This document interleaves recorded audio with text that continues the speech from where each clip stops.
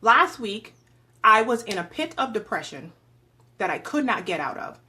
And the week before, I was sick. So they may be related, but I pretty much lost 2 good solid weeks of work and focus and ability to do. I am not in that space right now.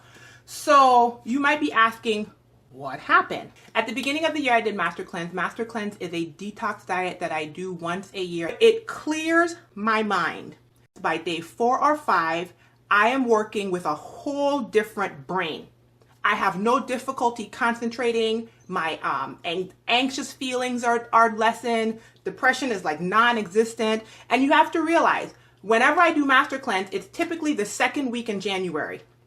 So it is not a sunny, wonderful, beautiful day like it is here in St. Louis today. It's usually in the deep, dead darkness of winter. And I am just like, and so as much as I love, when I tell y'all I love bread, love pasta, like love it, I realized that I wanted to just gradually bring things back into my diet. A few weeks ago, I decided that I'm going to start eating some other stuff, and I'm going to get into that.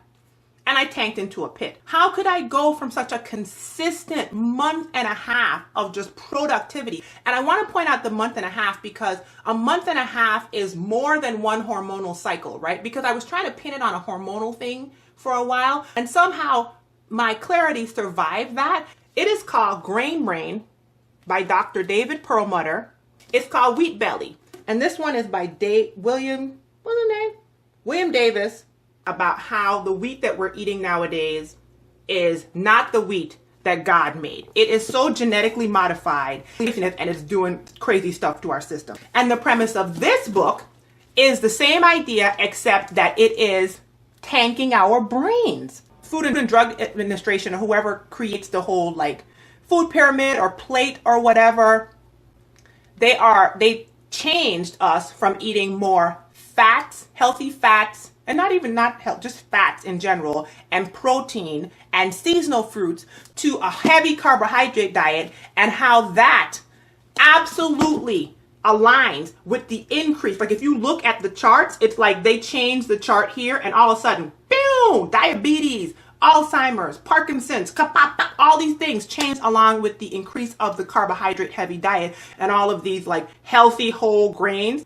So think about eating a low fat diet. You're taking away the fat.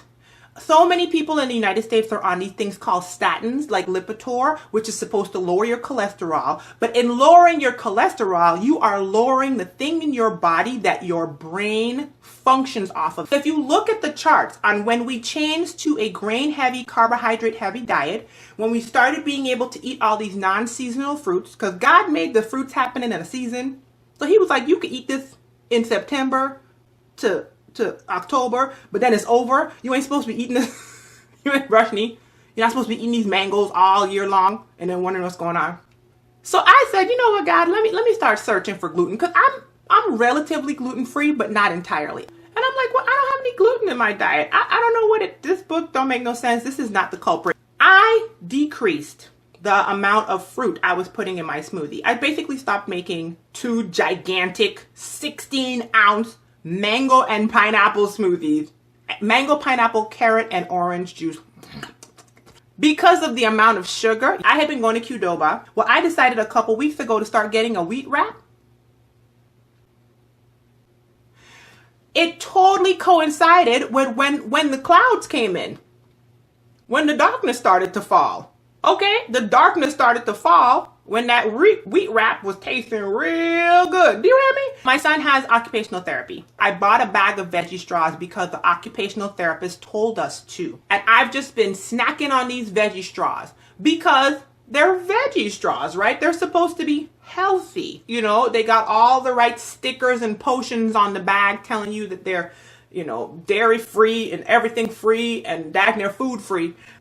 Those things are gluten sticks. Okay?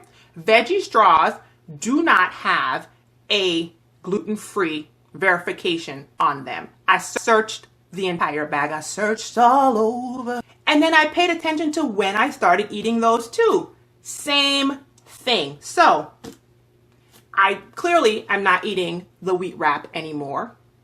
I stopped eating the veggie straws, and the lights came back on.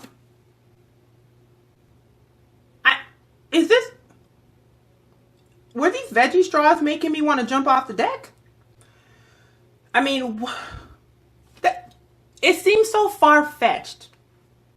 It makes me feel like I'm one of these hocus pocus people out here that come off like, you know, peace and love, Hotep, and eat grass. But I deny the correlation between not eating that way, coming off of a detox, being perfectly fine for a month and a half, incorporating gluten into my diet on practically a daily basis, falling into a pit of despair. Could this be true? And I'm saying could it be true because I don't want it to be true. Because I like bread. I feel like what makes a croissant delicious is the gluten because it's gooey. And so I suspect that I might be onto something. And I'm not by any means saying that depression, everybody's depression is linked to this. But I am saying it's worth looking into.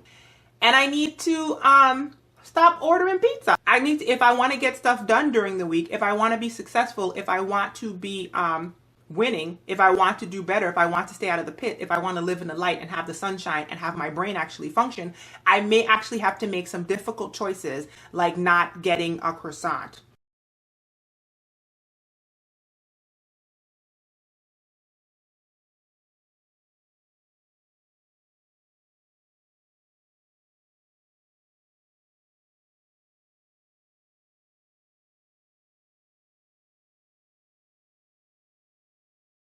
Before I move on, look at this mug, you guys.